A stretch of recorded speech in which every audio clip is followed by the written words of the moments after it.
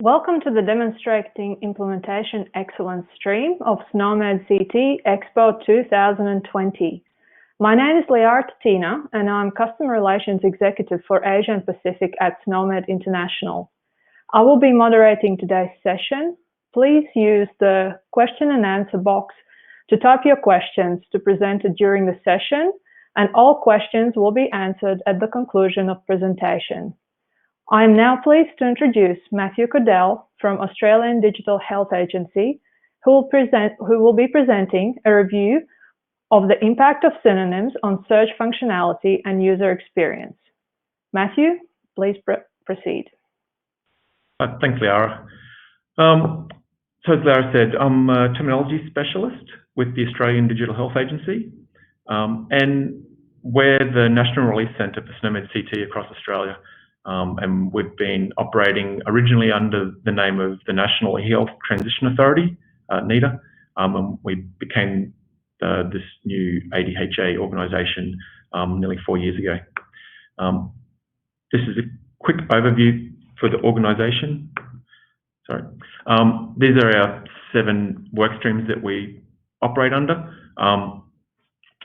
and the terminology sits under this 3rd work stream of interoperability and data quality.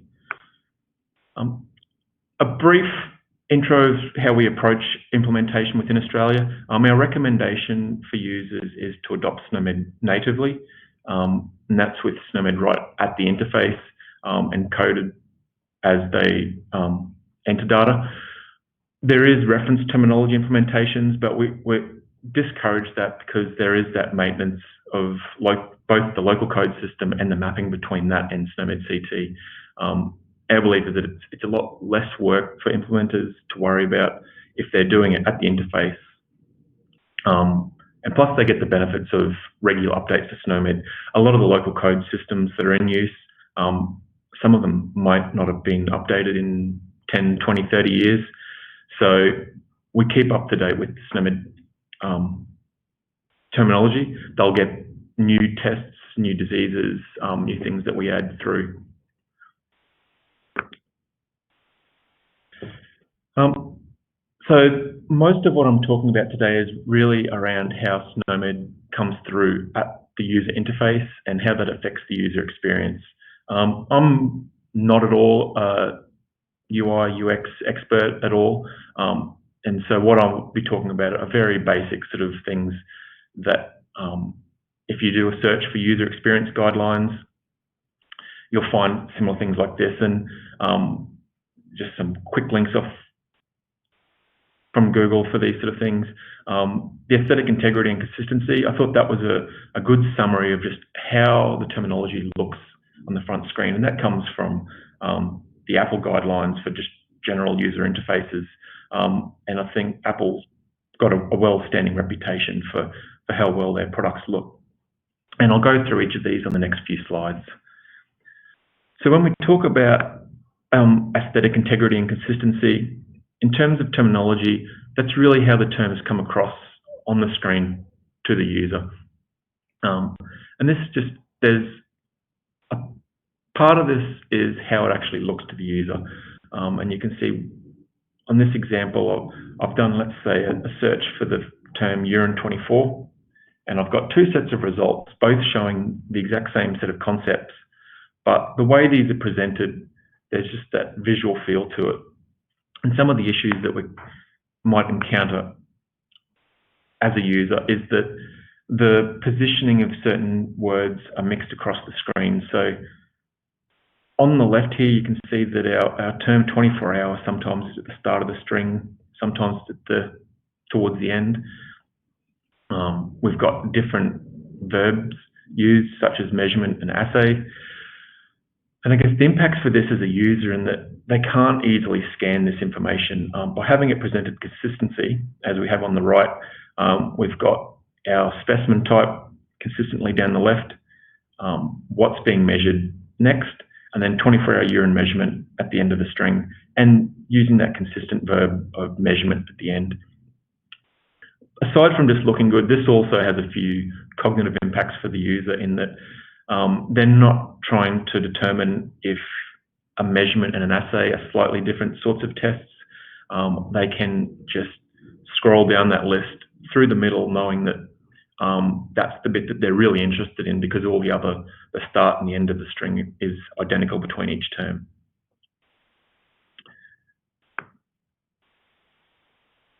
Recognition over recall, and this is a common thing with when users are searching some sort of a data field to find the terms they want.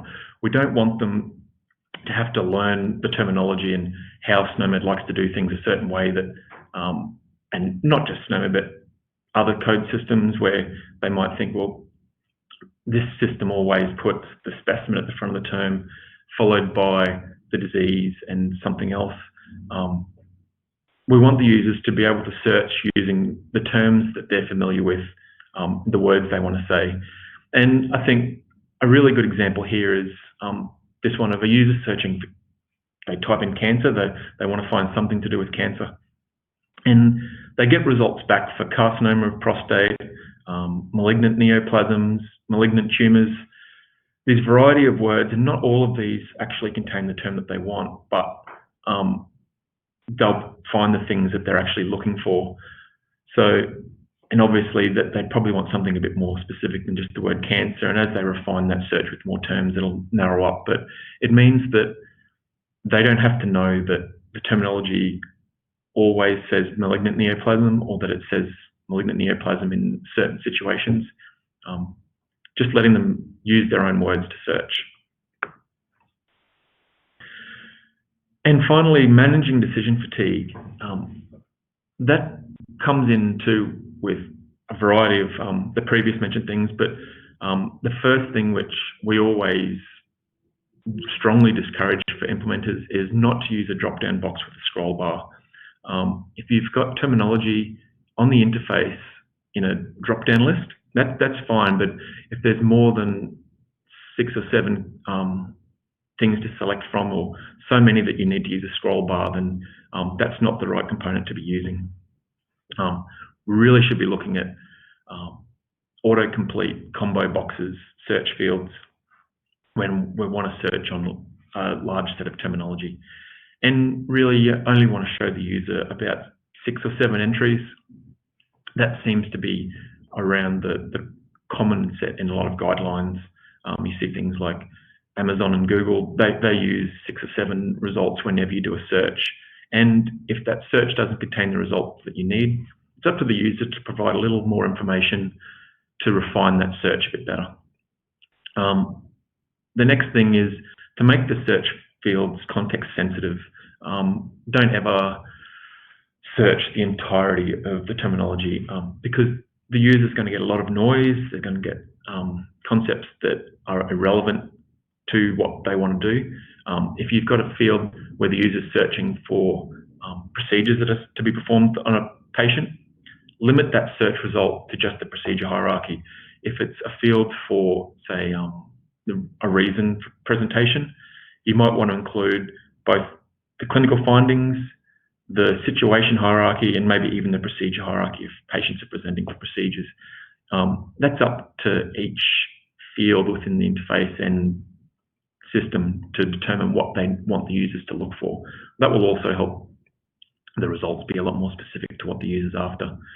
And finally, it's really important to limit the results to distinct concepts and ideally preferred terms. So show the preferred term for each concept. Don't show all the descriptions that match. And another example here is if a user's searching for E. coli infection, if we're searching the descriptions and we show all the descriptions that match that term, we end up with about 65 results. Whereas if we only show distinct concepts, we only end up with 18 results. Looking at the unique terms, we can see our results on the left here are actually, we've got 8 results here, but only 3 unique concepts. By limiting the results to distinct concepts, you can see we do get 8 distinct results here. So the user's not having to work out if, say, for example, our green highlighted items. If they're the same or different, they're not second-guessing themselves, and that plays into that decision fatigue, and that the user knows that, all right, I've only got one thing here that's E. coli infection, that'll be it. They don't have to get hung up on what the word order is. If it's slightly different, do these different things mean something different? Which one should they select? We try and keep away from that. So the consequences of poor search experiences are that we can have abandoned data entry, where the users just get frustrated and they just say, I'm not going to deal with these search boxes, I'll just free text the clinical notes that I want to find. And ultimately, this is going to end up with poor data entry that you're not going to have coded data to do your secondary analysis on, or maybe even decision support. A lot of the patient information is going to be recorded as free text. But if they do persist in trying to record, there's a risk that you can end up with incorrect clinical records, and that's probably the worst case scenario, where the user just selects whatever they can and that's close enough and moves along. And excess keystrokes, that's a common metric that you see mentioned when evaluating the efficiency of clinical systems.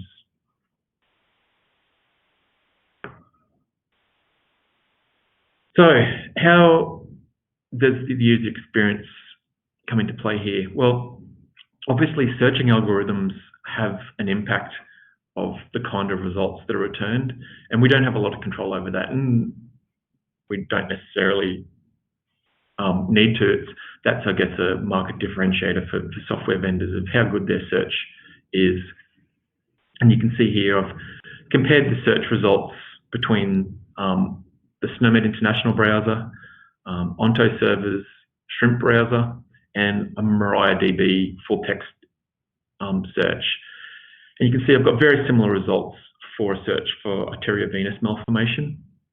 The ordering of these will depend on the algorithm's ranking score. All of these search results are against the same edition, and they're filtered to subtypes of clinical findings. And before I go on, I'll just say that all of the examples I've used here today, just to keep it simple and consistent, will all be against the clinical finding hierarchy. So another approach to keep my examples here today consistent is I'll just be using Onto Server as our search algorithm. Within Australia, we have Onto Server as our national terminology service. We provide that to users to use in their systems. And that provides a range of other aspects, but it also means that there's some predictability from our end of how that search experience is going to behave, and we can help support that a little bit too. But as an example, you can see searching the international edition and the Australian edition with Onto Server, we get the same set of results, just slightly different ordering. And I'm not totally sure. I guess there's not a lot of difference between those terms, and it could be just how they're stored within the database, each of those indexes. But the key thing here is searching the two terminologies with arteriovenous malformation. I get 39 results no matter what edition I'm searching for. Things get interesting though if we start searching for AVM, which is a common abbreviation that's used for arteriovenous malformations, because it is a lot easier to say AVM, and it's a lot less keystrokes to type that in as well. However, you can see here that in the international edition, I only get 6 results if I search for that, whereas the comparable Australian edition, we get 36 results. Remembering that on the previous screen, I did say we get 39 results for arteriovenous malformation.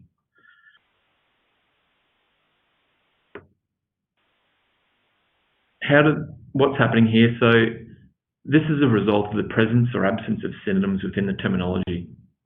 So for quite a number of years, we've spent a lot of effort on the Australian edition, adding in new synonyms. This includes actual synonymous terms for existing concepts, but also abbreviations and alternate spellings. Australia sits in a weird position where we have a lot of spellings that are take on the US approach, but predominantly we also use the British spelling conventions. But there's also just a variety of other spellings that are in practice across healthcare that different users use for a variety of reasons. And our view is that we can just leave this for each vendor to implement their own bespoke solution. We did have a vendor that was intercepting search terms, and they were doing some search replace swaps. So they might see the word renal and swap out the word kidney to try and improve search functionality. And that worked really well for them, but that means that each vendor is having to do that work. Whereas we think it's a lot more efficient if we centralize that synonym support into the national release, then everyone gets the benefit of it from that single effort. And it also means that we can help improve the end user's experience of terminology and not be at the whim of implementers to do that. Some other examples are, and this is an example that I've done in a previous presentation for this, was with burns. So historically, we used to have the phrase second degree burn, and you can see comparing the international edition on the left to the Australian edition on the right. If we search for second degree burn, we get 110 results in both of those terminologies. However, we can also see here that we've got that aesthetic consistency in play here as well, where the international edition uses a mix of partial thickness burn and second degree burn, whereas within Australia it's consistently partial thickness burn. And that's we've done that because partial thickness burn is the current phrasing of how these burns are described clinically. If we do search for the phrase partial thickness burn, we get a different set of results for both terminologies. So we can see we get a lot more results because it is the newer phrasing, so any editions have used that. We can see that the international edition has got about 60 more results, and the Australian edition has about 72 more results when we use partial thickness burn. So between the two editions, there may be some extension content there, but concepts, but that's predominantly a result of synonyms. And you can see that the difference between the two search terms just for within the Australian edition, that's an indication that we also need to do some maintenance there to fill in some of those gaps. And I'll talk about maintenance towards the end. For spelling examples, the spelling of fetus has been an ongoing issue in Australia, that we have a mix of people that like to use this FOET spelling, which is the British spelling, but technically all of the clinical journals, technical documentation, the proper spelling across the community is fetus with FET. And you can see there's some minor differences there between the Australian and the international edition with the FOET spelling. But one important note between the two spellings for the Australian edition is we do have one less when we search for FOET. We've got 18 results there. And that's because we haven't changed the spelling for this concept, Campylobacter fetus.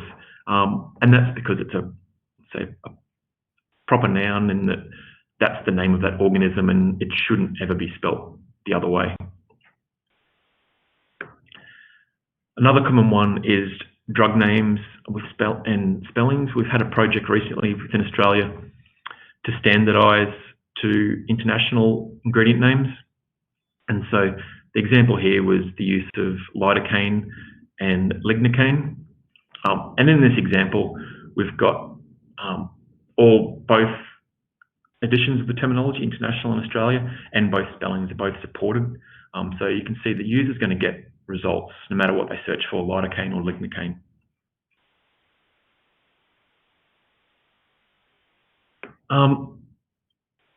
This final sort of example here is where it gets quite interesting, and this is a new space that we're exploring in how spaces and hyphens come into play with synonyms. In this example, I'll just sort of talk through as we go down through these.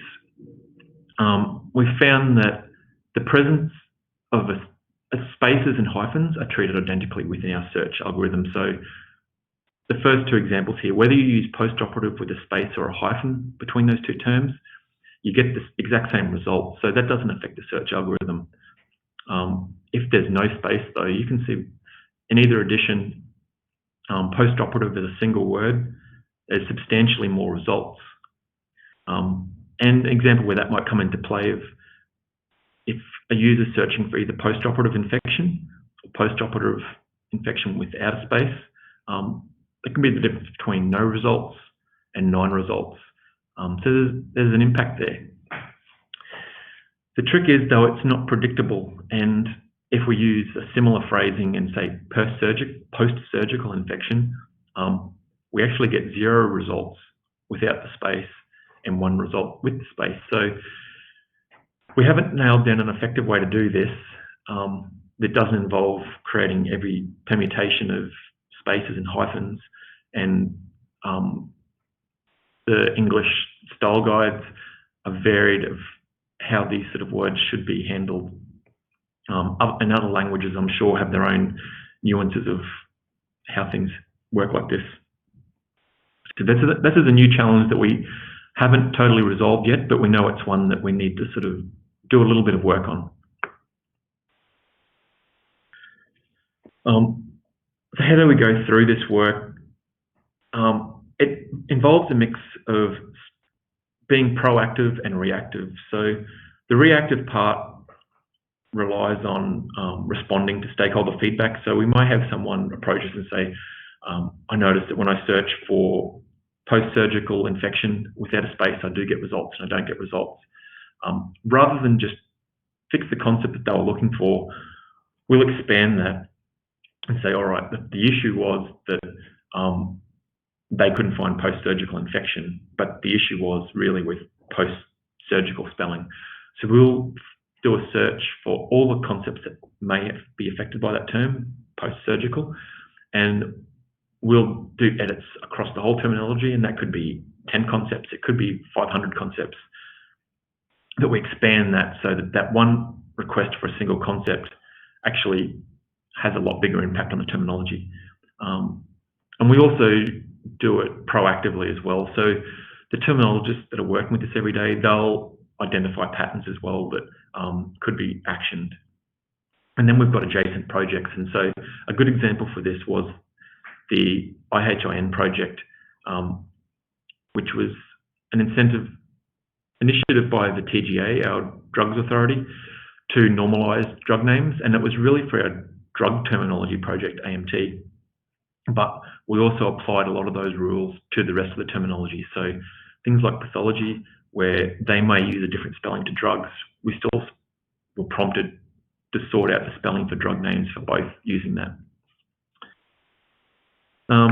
And finally, maintenance. And this is, I guess, where we're at now. And we've been doing this for a few years, and maintenance is a challenge as well. So regression tests are critical. We've only really started to introduce these in the last 6 to 12 months. We were introducing synonyms, but that isn't a work doesn't stop there. There's always new concepts coming in from ourselves, but predominantly from the international release. They're always introducing a few thousand concepts every release.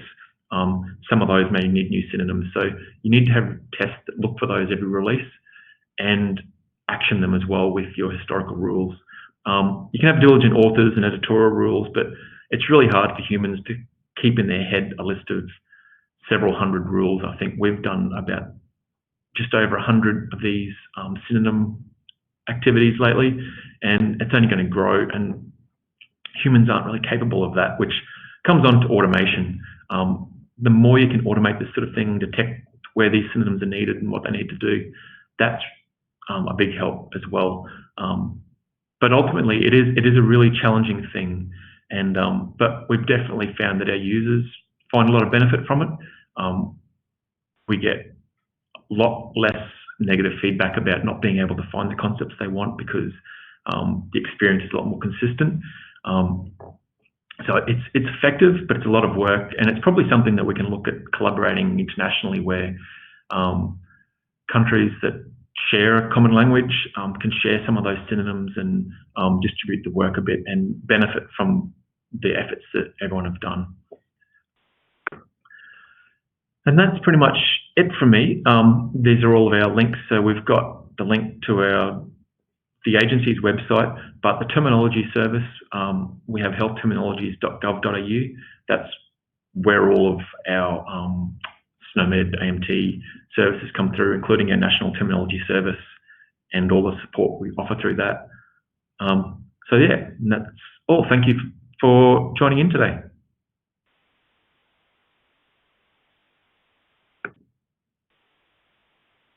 Thank you, Matthew, for your presentation.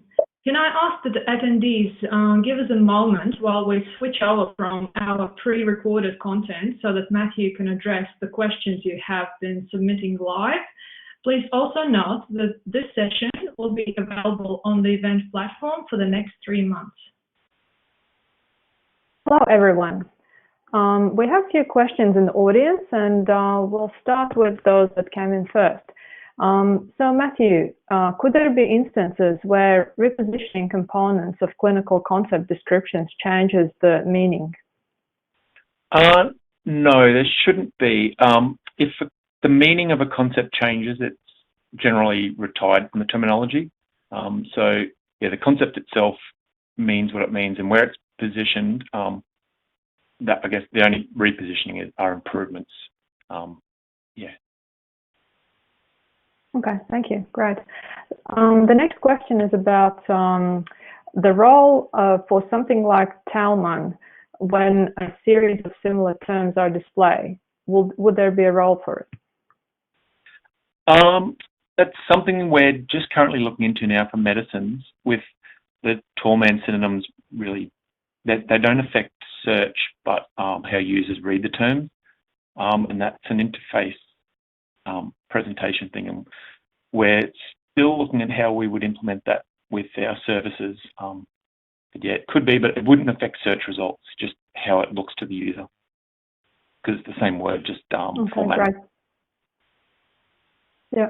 Yeah, that's great. Thank you. The next question is about cost. Is Onto server free, and could it be used in the UK? It's not free. It's a licensed product from the CSIRO in Australia.